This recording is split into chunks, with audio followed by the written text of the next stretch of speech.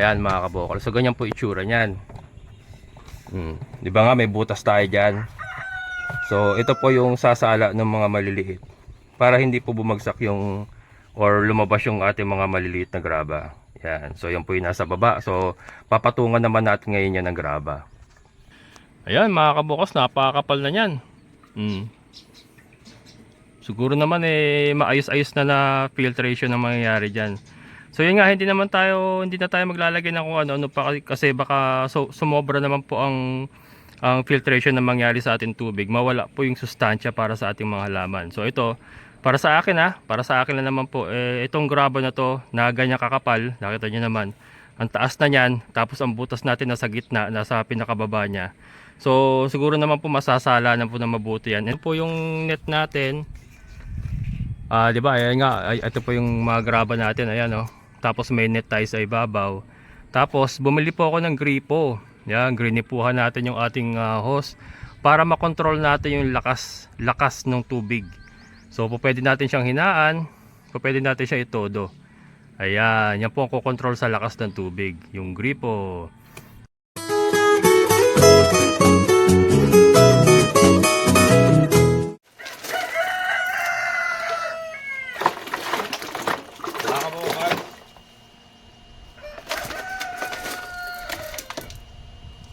Graba mga kabokals. Graba. So ito po yung gagawin nating filtration material para sa ating filter ng ating aquarium. Ang maganda sa graba na ito mga kabokals, hindi ito yung hindi ito yung binasag lang. Yan ang mga buo-buong mga buo-buong bato yan mga kabokals na maliliit. Igasan muna natin para malinis.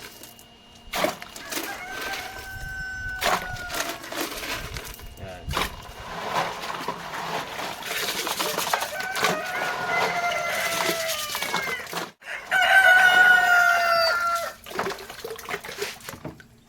Ngayon siya mga kabokals, so meron siyang mga halong sinliliit ng pebbles.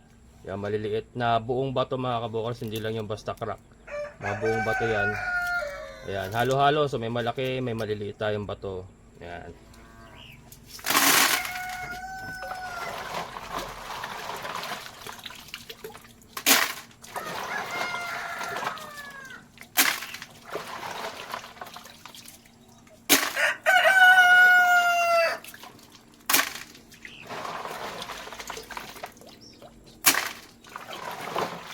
Dati malinis Ngayon naman mga kabukal, bago natin puntahan yung ating filter setup. Ito ipaliwanag ko lang po muna bakit po yung ganito po ang binili natin. Yan, itong 100 watts na submersible pump versus dun sa maliliit na mga 20 watts, 30 watts, may mga ganun po katulad nito. Ayan, meron po tayong ganito mga kabukals. Ayan. Ito, pagkakaalam ko, tagal na to matagal na to. Ito 35 watts. Ayan 35 watts to mga kabukals. Yan, ang problema nito mga kabukals kasi limitado po yung kanyang lifting ability or lifting capacity mga kabukals. Ibig sabihin yung lakas niya para po itulak yung tubig pataas, mahina, hindi niya kayang iangat. So ito i-demo ko mga kabukals, yung sinasabi ko. So ayan na po yung hose. Nakita niyo yung hose? Ayan, nakasampay po dun yung hose. Ayan hindi pa nakataas yan mga kabukals Hindi ko pa itinaas ng todo yan kasi ang ating filter na dun sa taas pa. So ayan, ayun po yung dulo niya. Ayan. Kumbaga wala pa sa kalahati lang yan. So ito, testingin natin mga kabukals para makita nyo. Ayan kinabit natin mga kabukals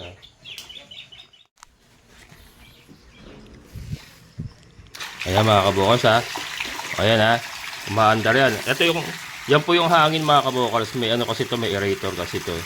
Pero ayan po yung bumubog ang hangin. Umaandar siya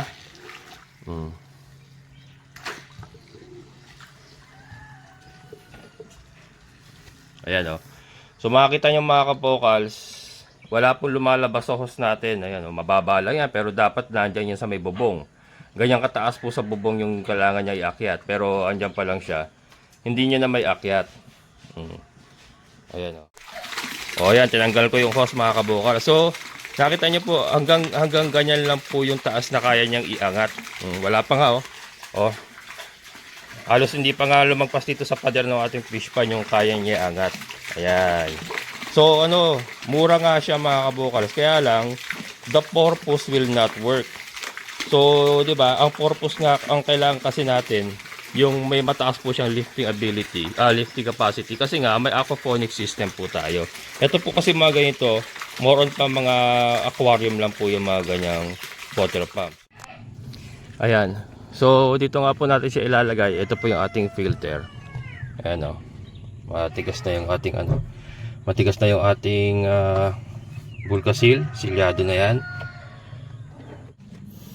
Ayan. Kung mapapansin nyo, halos kalahati po yung ating graba. Pero dadagdagan ko pa po yan. Naubusan lang po tayo ng graba. Pero dapat nyan, ang plano ko, halos 1/4 lang yung matitirang walang graba. So dadagdag ko pa siguro ng mga isang balde o isa't kalahating balde pa. Sa harap meron pa tayong mga graba doon pwede natin simutin. Tapos ito po yung ating filter sa ibabaw. Ito po yung pangsala natin sa ibabaw niyan. Sa ibabaw po ng ng graba. Ito naman po yung sa ilalim mga kabokals. Sa ilalim, yan po yung ilalagay natin. Pakita ko. So yan, i-set up na natin mga kabokals and then ilo-load na natin yung ating mga pangsala. Yan, ilagay muna natin tong drum kasi mabigat na pagka may lamang pag may laman ng graba, hindi na natin ilalagay yan.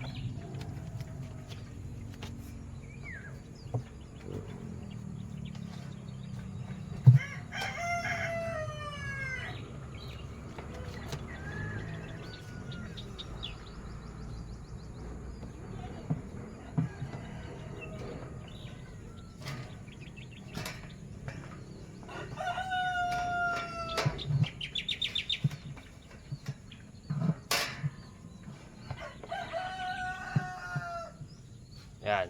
So itong PVC blue papasok natin sa butas ng ating PVC dilaw, orange. Yan o.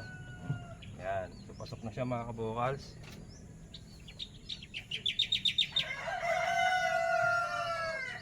Ganyan po siya. Yan.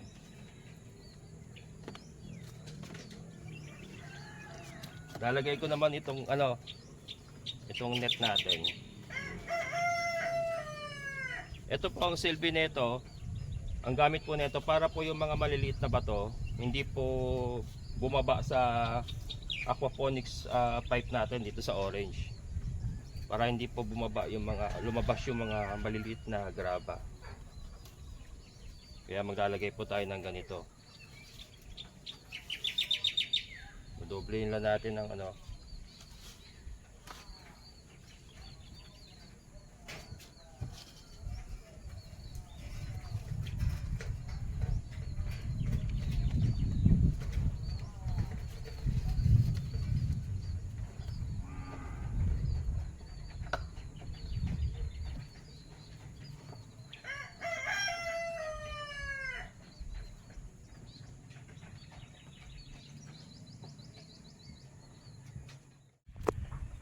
Ayan mga kabokal. So ganyan po itsura niyan.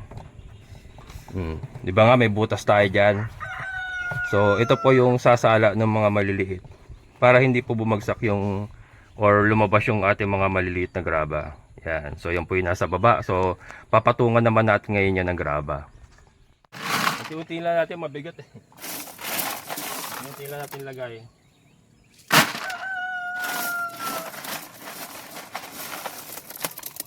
Yung sinasabi ko mga kabokal sa iyo, marami kasi siyang mga maliliit na kasamang graba.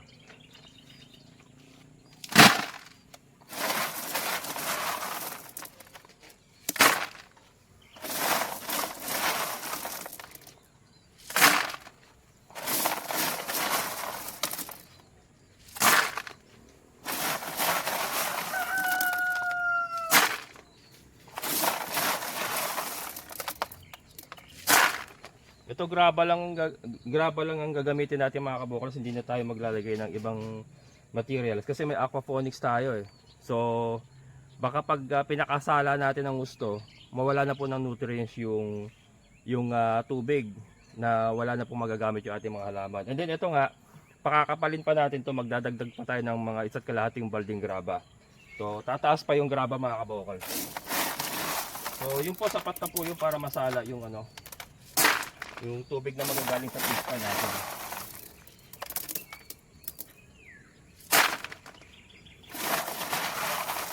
Again, hindi po ako ano mga kabukals ha. Hindi po ako eksperto. Ito po mga ginagawa ko. Pang sarili ko lang po itong idea. Yan, doon po sa mga hindi sumasang-ayon, wala po problema. Libre nyo naman po napapanood dito mga videos ko. Hindi naman po tayo naniningil ng mga kung ano-ano. Feel free to watch, pero kung hindi po kayo sang-ayon, wala po ako magagawa doon. Ito lang po, pinapakita ko lang yung mga ginagawa ko dito sa aking munting alagaan. Right and wrong, pinapakita ko mga kabukals para matutunan nyo rin yung mga sablay. Yan, hindi po tayo puro right lang ang ipapakita. Tapos mga kapa yung viewers, ano ba yung mga pagkakamali, hindi namin alam. So maganda, nakikita nyo pareho yung mga pagkakamali saka yung mga gumagana. Yan, bigat na yan eh. So iloload muna natin.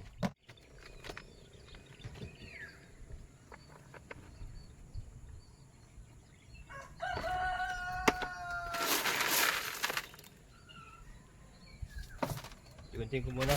Ang bigat. Sumobra pala, dapat konti lang. Masa na. Kasi pag binagsak ko baka mabasag din yung ating drum.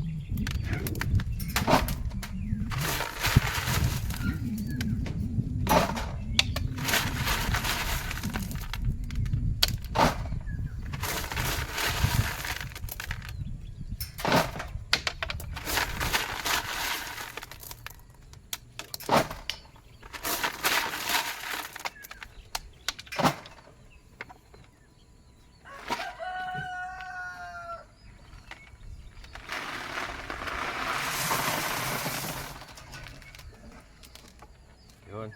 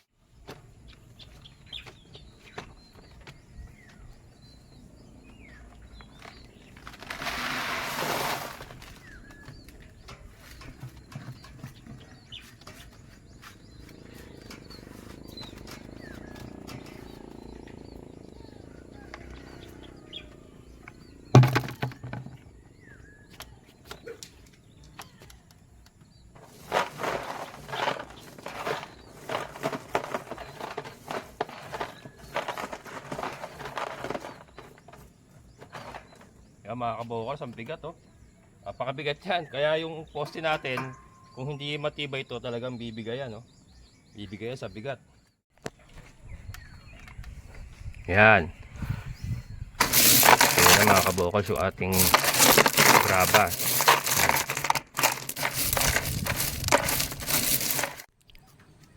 Laki na ng tiyan ni Tisay mga kabokals, oh. Ito nyo ba yan? Umbok na yung ganyan tiyan. Si Bambi ganun din. Saka si Paloma, ayan. So tutuloy natin mga kabokals. Kanina nga nag-load na tayo ng graba. Ngayon na umaga yun, ngayon po yung hapon, alas 3.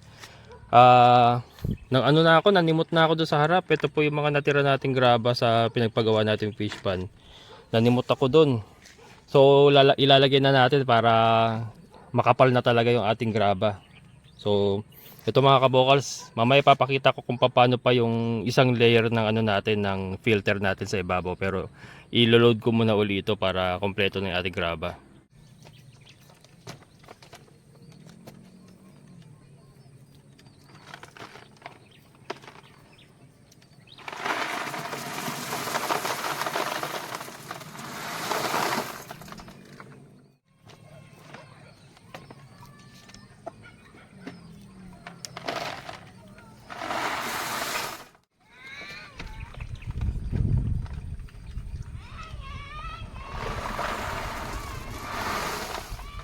Yun, oh.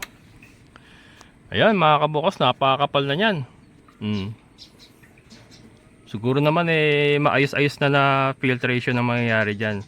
So yun nga, hindi na tayo maglalagay ng kung ano pa, kasi baka sumobra naman po ang filtration na mangyari sa ating tubig. Mawala po yung sustansya para sa ating mga halaman. So ito, para sa akin para sa akin na naman po, itong graba na to na ganyan kakapal, nakita nyo naman. Ang taas na niyan, tapos ang butas natin nasa gitna, nasa pinakababa niya. So siguro naman po masasala na po na mabuti yan. And then meron pa po tayong ilalagay sa ibabaw na net. Yan mga kabokals, ito yung ating last layer ng filtration. Yung ating kulambo. Dodoblein lang natin to. Dodoblein lang natin. Tapos ilalagay natin sa ibabaw.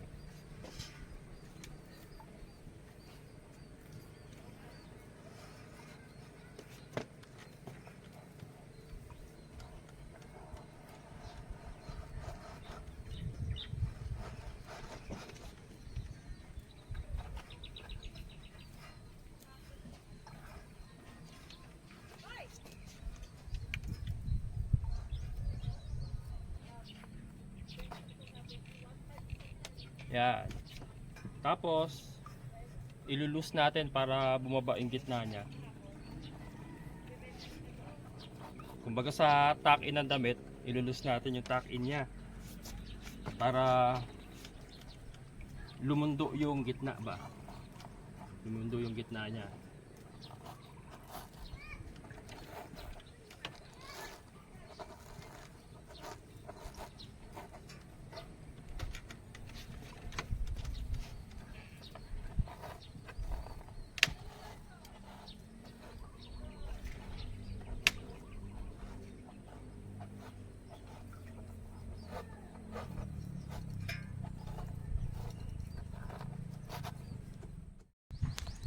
So ayan na siya mga kabokals. Ito yung ating net. And then mayroon siyang takip. Itong takip natin, ano na lang to, lalagyan natin ng pabigat yan. Tapos babalutin ko pa yan mamaya ng insulator. Bumili na ako ng insulator. Babulutin na insulator, tapos may insulator din dito sa taas. Tapos may pabigat. So yan, ito na po yung net natin. Di ba? Ayan nga, ito po yung mga graba natin, ayan oh. Tapos may net tayo sa ibabaw. Tapos bumili po ako ng gripo. Yan, grinipuhan natin yung ating hose para makontrol natin yung lakas ng tubig. So pwede natin siyang hinaan, pwede natin siya itodo. Ayan, yan po ang kukontrol sa lakas ng tubig, yung gripo. Tapos tinalian ko para yung buga niya sa sentro po sa gitna po ng drum tatama, para po sa gitna po siya ng mga graba papasok, hindi po sa mga gilid-gilid, para talagang masala po yung yung tubig na nanggagaling sa fish pond natin papunta sa ating aquaponics. So yan, testing na muna natin mga kabokals bago tayo maglagay ng insulator para kung may problema man, madali po nating mababago pa. Pero ayan na po, ganyan na po yan. Yan na po ang ating filtration system. Yan, simple lang po. Ayan, gaya nga po na sabi ko, dahil aquaponics po tayo, hindi na, para sa akin, hindi naman na po natin kailangan pakasalain po yung tubig. At baka naman po mawala yung sustansya na kailangan po ng ating halaman. So yun, ayan, testingin na natin mga kabokals ha. Ayan mga kabokals, so since mababaw pa yung tubig, hindi natin totally mailubog yung motor, yung ating submersible water pump. Dito lang muna natin siya, ayan o. Ayan, dito lang muna natin siya isinabit. Tapos yung tubig na makukuha dito sa drum, diretso sa fish pan natin, pandagdag. Para lang makita natin yung system, yung flow niya, kung okay na. Pag okay na, okay na. Ang labo na. Yan, kung okay na, yan na yun. Yan, so let's start. Papatakboy na natin siya. Yan. Tumatakbo na yan mga kabokals. Silipin natin doon sa labas kung gaano kalakas yung kanyang bugado gamit yung ating gripo.